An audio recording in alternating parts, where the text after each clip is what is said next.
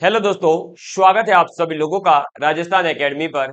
मैं परवीन सिंह आप सभी लोगों के साथ में, जैसा कि आप सभी लोग जानते हैं, लगातार एलडीसी एग्जाम के लिए साइंस की क्लासेस लेकर के आ रहा हूं।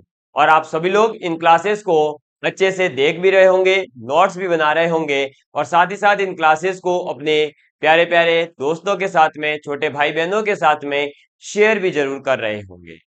आप सभी लोगों ने, जैसा कि आप सभी लोग जानते हैं, हमने केमिस्ट्री के फर्स्ट टॉपिक को साथ में मिलकर के कंप्लीट किया था, जिसके अंदर अपन ने किसकी बात करी थी? भौतिक और रासायनिक परिवर्तन की, ऑक्सीकरण अपचयन संख्याओं की और अभिक्रियाओं की, और इसके साथ में अपन ने बात करी थी उत्प्रेरक की। इसके बाद अपना दूसरा जो टॉपिक है, दूसरी जो यूनिट है, उसे शुरू किया गया था धातु, अधातु और दैनिक जीवन में उनसे उपयोगी जो भी यौगिक है उनके बारे में। अपन ने धातु, अधातु, मिश्र धातु, उपधातु इन सभी की बात करी और फिर दैनिक जीवन में उपयोगी जो भी हमारे यौगिक है उनकी बात अपन ने शुरू करी थी। जैसा कि मैंने आपको बताया है कि थंबनेल के अंदर जो आपको देख रहे होंगे, तो ये 26 नंबर की क्लास है। कौन से नंबर की? ये अपनी क्लास है 26 नंबर की, 26 नंबर की क्लास है। और आप लोगों को बता दूं कि लगभग 35 नंबर तक की क्लासें जो आएगी वो दैनिक जीवन में उपयोगी जो यौगिक है उन्हीं पर बेस्ड आएगी, क्योंकि अपन जो है पढ़ रहे हैं वो एडवांस लेवल साइंस का मतलब है कि एक तो अपन साइंस का थोड़ा सा अपर लेवल तक पढ़ रहे हैं, साथ ही साथ जो भी चीजें पढ़ाई जा रही है वो पूरी पढ़ाई जा रही है, मतलब एकदम अच्छे से क्रिस्टल क्लियर, एक भी क्वेश्चन आपका बाहर नहीं जा सकता। इस लेवल पर जाकर के मैं पढ़ा रहा हूं, तो वीडियो ज्यादा होगी। तो आप लोगों का भी फर्ज बनता है कि पूरी प्लेलिस्ट देखें। ये नहीं सोचे दो चार वीडियो देखने के बाद कि सर तो अब है ना आगे वही टॉपिक खींच रहे हैं। समझ में आ गई बात? इसके साथ में आपको बता दूं कि आगे से जो है हो सकता है कि क्लासेस के अंदर पहले से मटेरियल लिखा हुआ हो, तो अपन कम समय में ज्यादा कंटेंट को डिस्कस करेंगे। ठीक है, चलिए आज की क्लास के अंदर अपन पढ़ने वाले हैं एल्यूमिनियम के जो यौगिक है उनके बारे में। क्योंकि कल लास्ट क्लास के अंदर अपन ने मैग्नीशियम के जो यौगिक हैं, और जिसके अंदर लास्ट जो अपना यौगिक था वो था सोरेल सीमेंट। कौन सा था? Sorrel cement. और सोरेल सीमेंट के बाद मैंने आप लोगों को एल्यूमिनियम क्लोराइड AlCl3 के बारे में बता दिया था। सोरेल सीमेंट जो था वो क्या था? तो आपको बताया गया था मैग्नीशियम क्लोराइड और मैग्नीशियम ऑक्साइड और आपका XH2O। ठीक है, और इसके बाद अपन ने शुरू करी थी बात किसकी? एल्यूमिनियम के यौगिकों की, जिसके अंदर एल्यूमिनियम का अयस्क बताया था मैंने आप सभी को। क्या बताया था? बॉक्साइड। ठीक है, इसके बाद में आपको बताया गया था एल्यूमिनियम क्लोराइड के बारे में। किसके बारे में बताया गया था? एल्यूमिनियम क्लोराइड के बारे में बताया गया था। एल्यूमिनियम क्लोराइड को अपन ने समझा था। उसके बाद में जो है इसकी प्रॉपर्टीज जो थी, जैसे पेट्रोलियम के भंजन में अनात्र जो AlCl3 है, एल्यूमिनियम क्लोराइड है, उसका उपयोग किया जाता है। इसके अलावा फिंड्रल क्राफ्ट अभिक्रिया जो होती है उसके अंदर इसे उत्प्रेरक के रूप में उपयोग में लिया जाता है। गैसोलीन के उत्पादन में भी अपन इसका उपयोग उत्प्रेरक के रूप में करते हैं। अब अपन यौगिकों के बारे में आगे बात करें, तो एल्यूमिनियम क्लोराइड का जो अगला यौगिक आता है वो आ जाता है एल्यूमिना। कौन सा यौगिक आ जाता है? एल्यूमिना जो यौगिक है उसकी अपन बात करते हैं। ठीक, चलिए आप सभी लोग जो है राजस्थान एकेडमी सिरोही ऐप को डाउनलोड कर सकते हैं, जिसका लिंक इस वीडियो के डिस्क्रिप्शन में है। साथ ही साथ व्हाट्सएप चैनल पर जुड़ सकते हैं, टेलीग्राम चैनल पर जुड़ सकते हैं, जहां विभिन्न प्रकार के आपको जो है नोटिफिकेशंस और सूचनाएं और साथ ही साथ कुछ क्वेश्चंस वगैरह भी पोस्ट किए जाते हैं, तो वो आप तक पहुंचे और आप लोग जो है पूरी जानकारी जो है पहले से ही प्राप्त कर सके। यानी कि जैसे क्लास कितने बजे आएगी, क्या होगा, वैसे रेगुलर टाइम टेबल आपको पता है 10 बजे रात को जो है एलडीसी साइंस की क्लास शुरू हो जाती है। ठीक, चलिए अब शुरू करते हैं आज का पहला अपना यौगिक एल्यूमिनियम का, और ये है एल्यूमिनियम का दूसरा यौगिक एल्यूमिना। कौन सा है? एल्यूमिना। ठीक है, इसकी अपन बात करेंगे। जो ये एल्यूमिना यौगिक है अपना, ये प्रकृति के अंदर बॉक्साइड, क्या बॉक्साइड, जो कि एल्यूमिनियम का एक अयस्क है, उस बॉक्साइड या फिर अपन कह सकते हैं, आप लिखिएगा एक साथ पहले फिर बात करेंगे, प्रकृति में बॉक्साइड, प्रकृति में बॉक्साइड, कॉर्डम, क्या कॉर्डम, नीलम, ये जो अपने हीरे, नीला पन्ना, हरा हत्ती कहते हैं ना, वो वाला नीलम है, ठीक है, ये वो मोती वाला नीलम, मतलब नीलम आदि कई रूपों में पाया जाता है, आदि कई रूपों में पाया जाता है। ठीक है, तो जो एल्यूमिना है वो प्रकृति के अंदर बॉक्साइट है, कोरंडम है, नीलम है, इन कई रूपों में इस प्रकार से ये हमें प्राप्त होता है। इसके साथ में अगला पॉइंट आपको याद रखना है कि सफेद यानी कि व्हाइट, ठीक है, सफेद तथा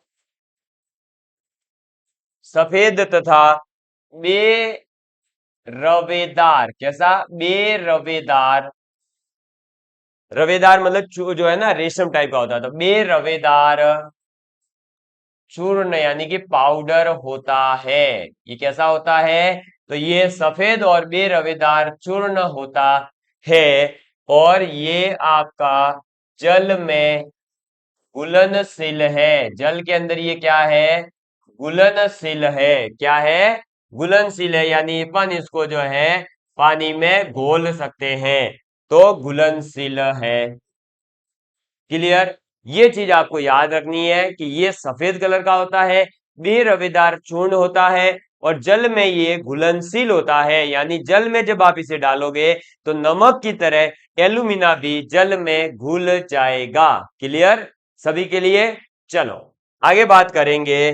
तो यह जो है आपका एल्यूमिना उभयधर्मी, कैसा, उभयधर्मी,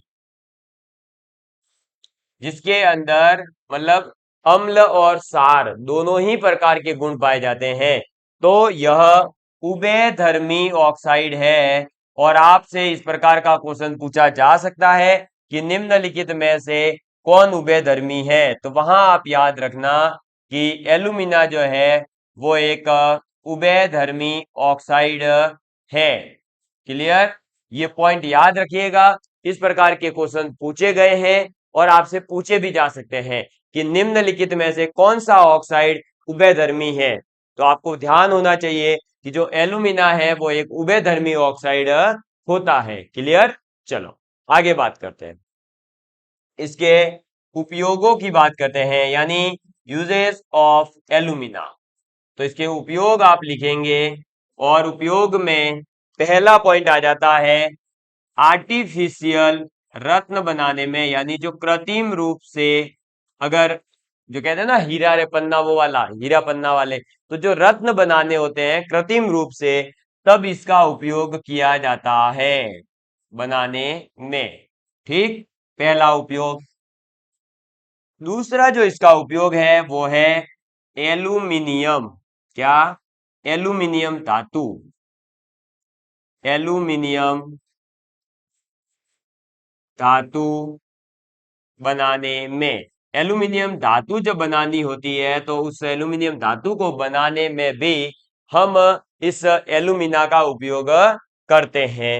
इसके साथ में एक यहीं पर, या आगे चलो आगे लिख लेते हैं, नेक्स्ट थर्ड उपयोग जो है इसका वो है उत्प्रेरक के रूप में, उत्प्रेरक के रूप में, ठीक, उत्प्रेरक के रूप में। और चौथा जो है, एक सेकंड है ना, चौथा जो है वो है भट्टियों में, भट्टियों में भट्टियां जहां पर आपने देखा होगा शादी ब्याह के अंदर या होटलों के अंदर जो तंदूरी रोटी है, रोटियां हैं बनाने के लिए जो बड़े बड़े चूल्हे लगे रहते हैं ना, जिसके अंदर आग बहुत तेज जल रही होती है, जो वही आपके भट्टियां कहलाती है। ठीक है, तो उन भट्टियों के अंदर जो है अस्तर लगाने में, भट्टियों में अस्तर लगाने में, अस्तर लगाने में, तो भट्टियों के अंदर जो अस्तर लगाया जाता है वो भी एलुमिना का ही लगाया जाता है। समझ में आ गई बात? क्लियर है? तो मुझे उम्मीद है कि आप लोगों तक जो है एलुमिना का पूरा नॉलेज यानी जो कंटेंट है वो पहुंच चुका होगा, समझ में आ गई होगी बातें। एक बार देख लेते हैं।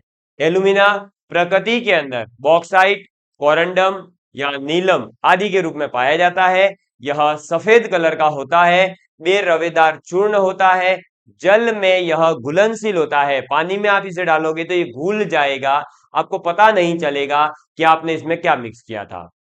यह उभयधर्मी होता है ना, ना तो ये अम्लीय है ना ही क्षारीय है, ये दोनों ही प्रकार के गुणों को प्रदर्शित करता है। इसके उपयोग है कृत्रिम रत्न बनाने में, एल्यूमिनियम धातु बनाने में, और आपके उत्प्रेरक के रूप में यानी कैटेलिस्ट के रूप में, और भट्टियों के अंदर जो लाइनिंग की जाती है, जो अस्तर बनाया जाता है, उसमें भी हम एल्यूमिना का उपयोग करते हैं। क्लियर? चलिए, इसके बाद अगला जो अपना यौगिक आता है वो है पोटास एलम। कौन सा यौगिक आ जाता है? तीसरे नंबर पर पोटास एलम की बात अपन करेंगे।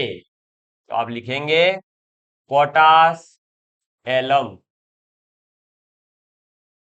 चलिए, पोटास एलम का सबसे पहले तो हमें रासायनिक सूत्र जो है वो याद रखना बहुत ज्यादा जरूरी है, क्योंकि थोड़ा सा बड़ा है। और पोटास एलम का रासायनिक सूत्र कई प्रकार के छोटे बड़े एग्जामों में पूछा गया है। यहां तक कि इसके ऊपर क्वेश्चन आरएएस में भी आ चुका है, आईआईटी जेईई मेंस में आ चुका है, नीट में आ चुका है, एम्स में आ चुका है, लैब एडिशन में आ चुका है। तो मतलब अलग अलग एग्जाम्स में इससे क्वेश्चन पूछा गया है। और आपके चूंकि सिलेबस में लिखा हुआ है स्पष्ट धातु और अधातुकों के यौगिक, तो ये जो पोटास एलम है ये एक उर्वरक के रूप में काम आता है, तो दैनिक जीवन का है ये। अब खाद तो हर कोई खेती में तो काम करते ही हो ना भाई, तो खेती में ये उपयोगी है, इसका मतलब इसका क्वेश्चन पूछा जा सकता है, दैनिक जीवन का है। तो लिखिएगा कि पोटास एलम की बात करते हैं अब। और पोटास एलम का जो रासायनिक नाम है वो सबसे पहले तो याद रखना, potassium, potassium aluminium, potassium aluminium sulphate. इसका रासायनिक नाम क्या है? Potassium aluminium sulphate. ठीक है, और इसका रासायनिक सूत्र क्या है? तो इसका रासायनिक सूत्र देखो, पोटेशियम एल्यूमिनियम सल्फेट यानी K2SO4, ठीक है, डॉट Al2SO4 होल थ्राइस, ठीक है, और इसके साथ 24 यानी 24 H2O जल के, क्रिस्टलन जल के अणु जुड़े रहते हैं। कितने? 24। ये याद रखना, ये पूछा जाता है सीधा सीधा कि पोटास एलम के अंदर क्रिस्टलन जल के कितने अणु जुड़े रहते हैं, या रवा जल हिंदी में जिसे कहा जाता है, तो रवा जल के कितने अणु जुड़े हुए हैं? तो कितने अणु जुड़े हुए हैं? 24 अणु जल के जुड़े रहते हैं। ये आपको याद रखना है, इसको भूलना नहीं है। पोटास एलम का रासायनिक नाम potassium aluminium sulphate, potassium aluminium sulphate. इसका रासायनिक सूत्र याद रखने के लिए पोटेशियम सल्फेट का फॉर्मूला लिखो, K2SO4, aluminium sulphate Al2SO4 whole thrice, और साथ में 24 अणु जल के जोड़ दीजिए, आपका काम हो गया। तो जो पोटास एलम का यहां से लेकर यहां तक का पूरा 2 फुट का जो इतना बड़ा नाम है, वो नाम ऐसे ही याद हो जाएगा। क्या याद रखना है? पोटेशियम सल्फेट एल्यूमिनियम सल्फेट, बस पोटेशियम सल्फेट एल्यूमिनियम सल्फेट, और साथ में क्या याद रखोगे? 24 अणु जल जोड़ना है, 2 दर्जन जो है क्रिस्टलन जल, रवा जल जो होता है उसको इसके साथ रखना है। सर्वाधिक उपयोगी है एल्यूमिनियम में। अगर कोई क्वेश्चन आएगा तो या तो AS यानी कि बॉक्साइड पर बेस्ड क्वेश्चन होगा या फिर पोटास एलम का रासायनिक सूत्र पूछा जाएगा। क्लियर? चलो अब बात करते हैं आगे। तो यह जो है बेसिकली एक द्युक लवण है। ये द्युक लवण कैसे है अभी बताता हूं। तो यह एक द्युक लवण है और द्युक लवण का मतलब होता है बेसिकली, देखो सल्फेट सल्फेट तो जब ऐसे ही एक ही प्रकार के जो है ऋणायन के साथ में दो अलग अलग पॉजिटिव आयंस को जोड़ा गया है तो इसमें दो जो है एक जैसे, देखो सल्फेट सल्फेट, इसलिए इसका नाम है द्युक लवण। क्लियर? तो ऐसे दो बार आ रहा है। द्युक लवण पर बेस्ड कोई क्वेश्चन पूछा जाएगा नहीं, ये बहुत छोटी चीज है, सबको पता होती है। इसके उपयोग लिखिए अब, यूजेस ऑफ पोटास एलम। इसका उपयोग जो है सबसे पहला वो होता है रक्त प्रवाह, यानी कि जो आपका, जब आपका कभी लग जाता है हाथ पर या कभी गिर गए, कभी चोट आ गई, तो जो ब्लड है उसका प्रवाह होता है, रक्त प्रवाह होता है। तो उस रक्त प्रवाह को रोकने में कौन उपयोगी है? तो ये पोटास एलम। तो रक्त प्रवाह रोकने में, तो रक्त प्रवाह को अगर हमें रोकना है, खून ज्यादा आ रहा है तो उसे रोकने के लिए जो है हम पोटास एलम का उपयोग करेंगे। ठीक, चलो दूसरा पॉइंट आप लिखिएगा आगे। और दूसरा पॉइंट आ जाता है हमारा कागज, यानी जो पेपर जिसके ऊपर आप सभी लोग नोट्स बनाते हो और नोट्स बना करके अपनी सफलता प्राप्त करते हो, तो कागज।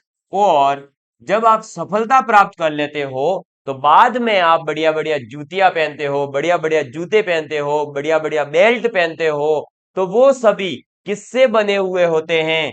चमड़े से। किससे बने हुए होते हैं? चमड़े से। तो कागज एवं चमड़ा, है ना, चमड़ा ही लिखते हैं, चमड़े नहीं लिखना। तो चमड़ा उद्योग में, समझ में आ गई बात? क्लियर है? तो हम जो पोटास एलम है उसका उपयोग कहाँ करते हैं? पोटास एलम का उपयोग कागज और चमड़ा उद्योग के अंदर होता है, रक्त प्रवाह को रोकने में होता है और जल को मृदु बनाने में। जो हमारा पानी है, जो पीने का जल ही जीवन है जिसे कहा गया है, उस जल को जब वह कठोर होता है तो कठोर जल को मृदु बनाने के लिए, कोमल बनाने के लिए हम इस पोटास एलम का उपयोग करते हैं। तो आप यहां लिख लीजिएगा, एक थर्ड है कि जल को, यानी वाटर जो है अपना, उसको मृदु बनाने में, मृदु बनाने में। क्लियर? ये जो तीसरा उपयोग है यही मैंने लिखवाया है, तो ये ऐसे कर दिया तो और कहीं कुछ कर दोगे आप। थर्ड पॉइंट है ये भाई, सीधा सा। ठीक, तो अब आपको याद रखना है कि potash alum, potassium aluminium sulphate, K2SO4 Al2SO4.24H2O, जिसे अपन द्युक लवण कहते हैं, इसके उपयोग रक्त प्रवाह रोकने में, दूसरा कागज और चमड़ा उद्योग में, तीसरा जल को मृदु बनाने में यानी जल को कोमल बनाने में हम पोटास एलम का ही उपयोग करते हैं। मुझे उम्मीद है कि आप सभी लोग ये जो है बातों को समझ पाए होंगे और इन बातों को आपने नोट भी कर लिया होगा। अब मैं एक बार थोड़ा सा आपसे साइड में हो जाता हूं, आप इसे नोट डाउन कर लीजिए, है ना। और नोट डाउन करने के बाद में आगे बढ़ते हैं और मैं चेक कर लेता हूं कि क्या प्रॉपर तरीके से आप सभी लोगों तक मेरा कंटेंट, मेरी आवाज सब सही आ रही है या नहीं। तो मुझे उम्मीद है यहां से सब कुछ सही है। किसी को कहीं भी तकलीफ हो तो आप लोग जो है वीडियो के बाद में कमेंट करके बता दिया करें, ताकि हमें ये जानकारी में आ जाए कि हाँ यहाँ पर समस्या आ रही थी। ठीक है, चलिए लिख लिया। तो ये था अपना पोटास एलम। पोटास एलम के बाद में अपन बात करेंगे एल्यूमिनियम कार्बाइड की। किसकी बात करेंगे? Aluminium carbide. यह भी एक इंपॉर्टेंट यौगिक है। चलिए, तो अब आप हेडिंग डालेंगे एल्यूमिनियम कार्बाइड। यह है अपना चौथा, फोर्थ नंबर का यौगिक, एल्यूमिनियम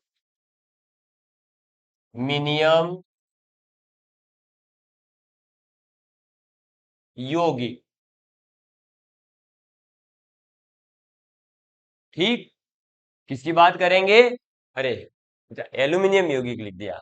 एल्यूमिनियम के यौगिक तो पढ़ ही रहे हैं भाई। लिखना तो ये है एल्यूमिनियम कार्बाइड। एल्यूमिनियम कार्बाइड ये एक नया अपना यौगिक है। और एल्यूमिनियम कार्बाइड जो है इसकी अपन अच्छे से पहले नोट्स बना लेते हैं, और नोट्स बनाने के बाद इसको समझ लेंगे। ठीक, सर्वप्रथम इसका फॉर्मूला लिखना, और इसका फॉर्मूला थोड़ा अलग है ना। Al4C3, यानी एल्यूमिनियम के 4 और कार्बन के 3 परमाणु एल्यूमिनियम कार्बाइड कहा जाता है। इसको लिखे।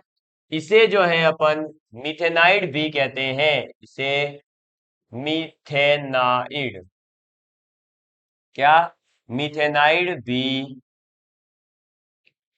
कहते हैं। ठीक है, ये याद रखना कि जो एल्यूमिनियम कार्बाइड है Al4C3 है, उसे अपन मिथेनाइड भी कहते हैं।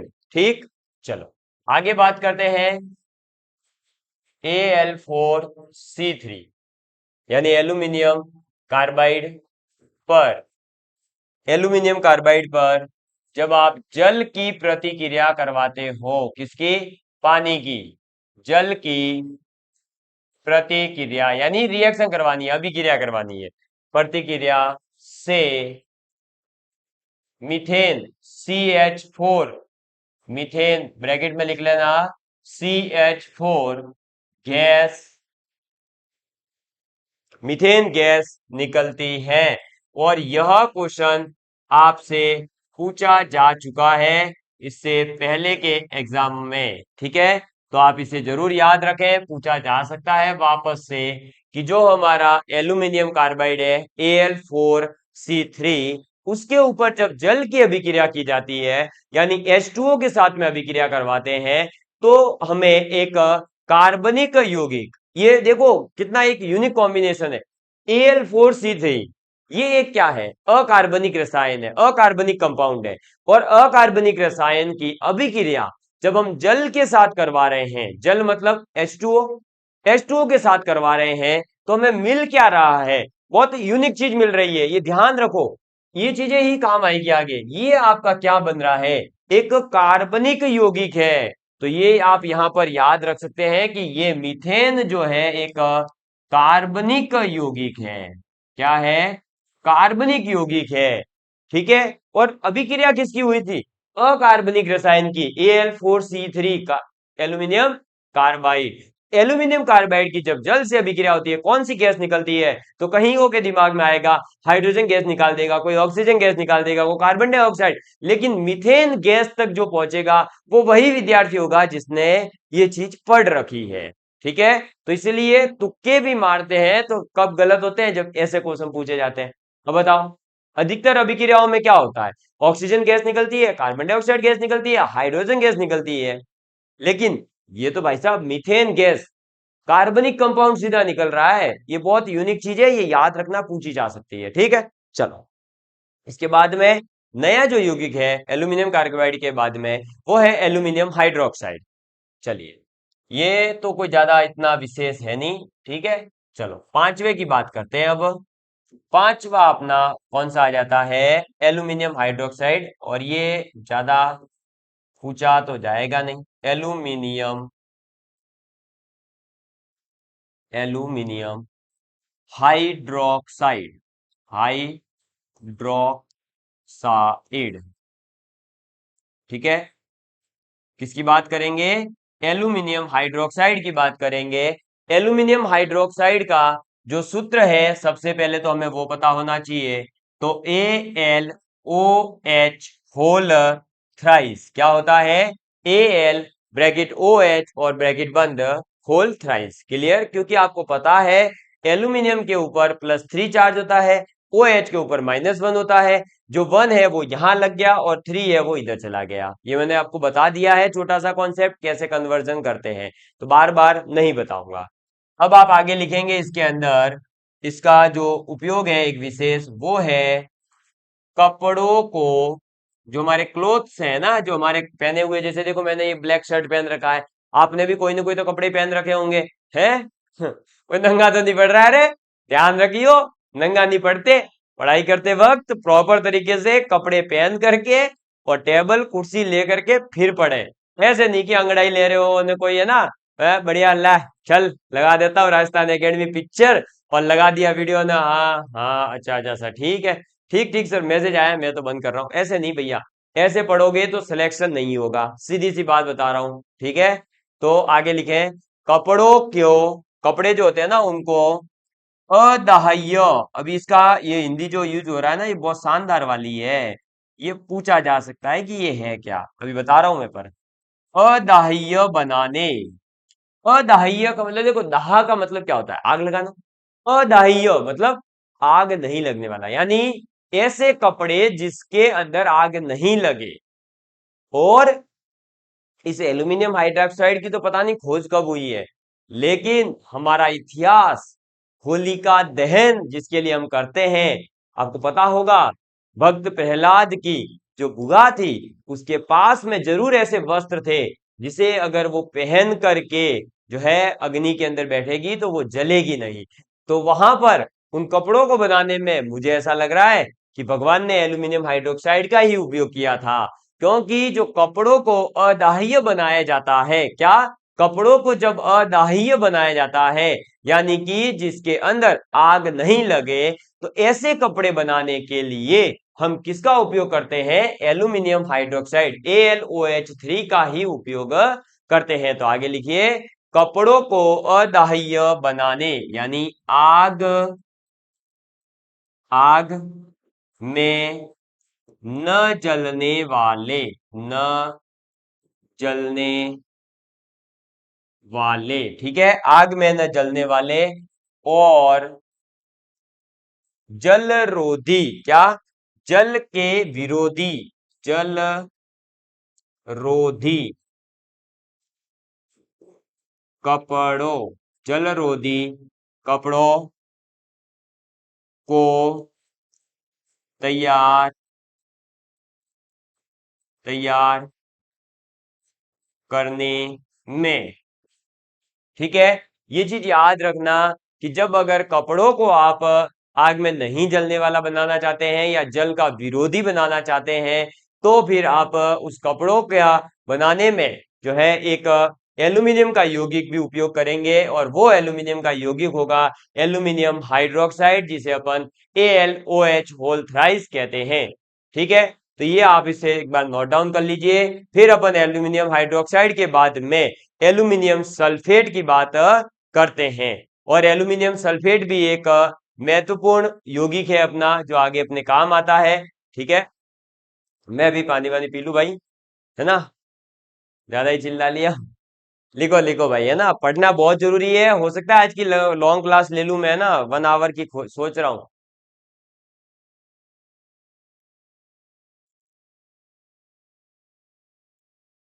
खींच लूं क्या आज की क्लास, है? अरे सर आप तो रिकॉर्डेड हो यार, खींच लो ना, क्या दिक्कत है, चलो देखते हैं ना। तो एल्यूमिनियम हाइड्रोक्साइड की बात कर ली अपन ने, अब बात करेंगे एल्यूमिनियम सल्फेट की। नेक्स्ट आप आगे लिखेंगे अब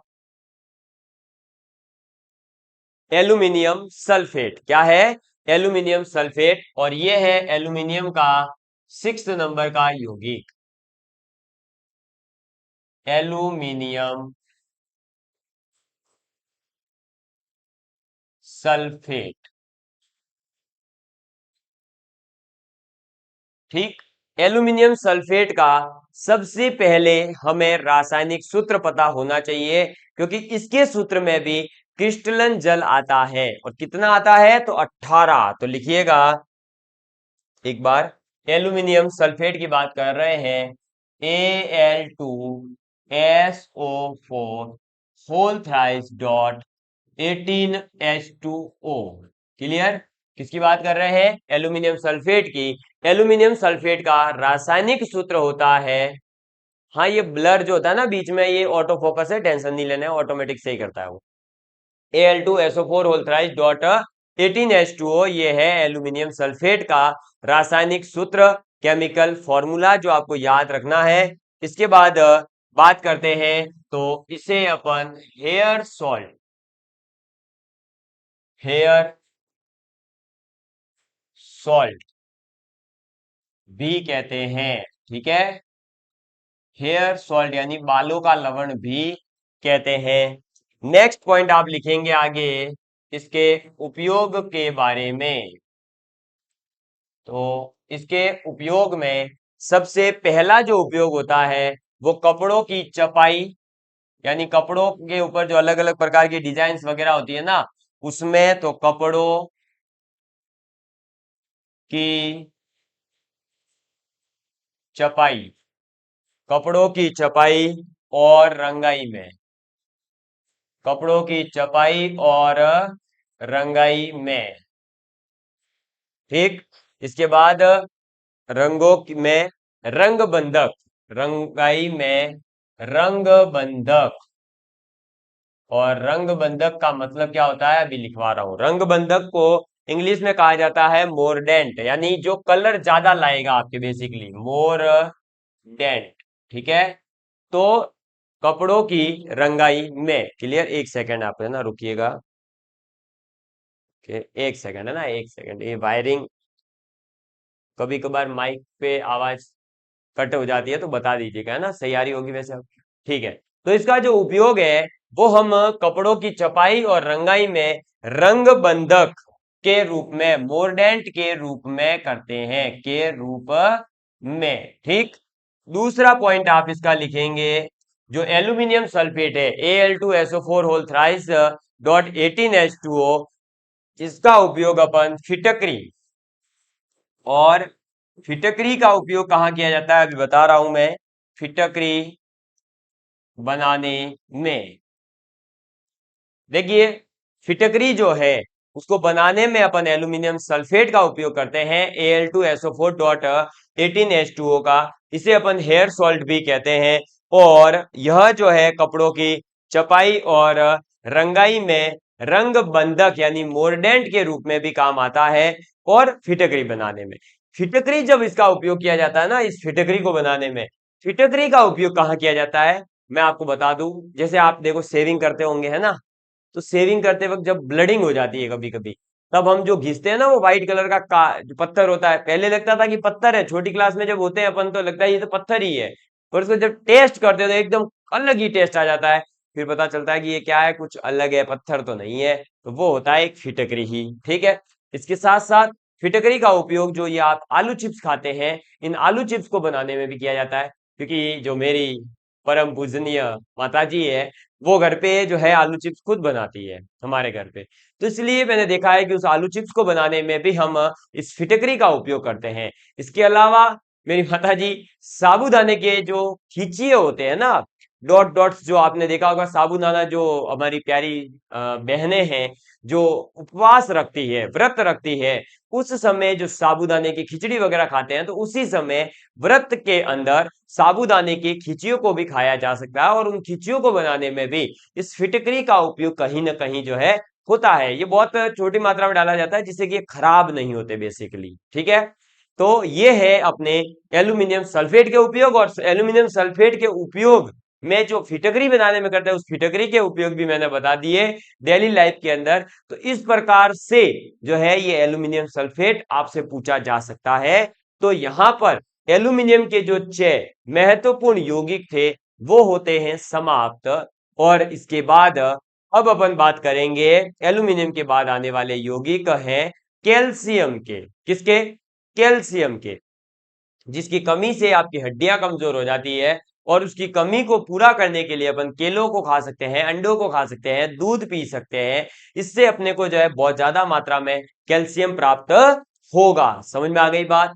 तो अब अपने जो है अगली क्लास के अंदर अपन पढ़ेंगे किसके बारे में? अगली क्लास में अपन पढ़ेंगे अपने कैल्शियम के यौगिकों के बारे में। और आज की क्लास को मैं यहीं पर समाप्त करूंगा। एल्यूमिनियम के यौगिक यहीं पर हो गए हैं क्लियर। तो आप सभी लोग जो है इनके नोट्स बना लीजिएगा और अपने प्यारे प्यारे भाइयों और बहनों को शेयर करिएगा। तो धन्यवाद। जय हिंद, जय भारत। बदल जाओ वक्त के साथ, या फिर वक्त बदलना सीखो। मजबूरियों को मत कोसो, मजबूरियों को मत कोसो, हर हाल में चलना सीखो, हर हाल में चलना सीखो। जय हिंद, जय भारत।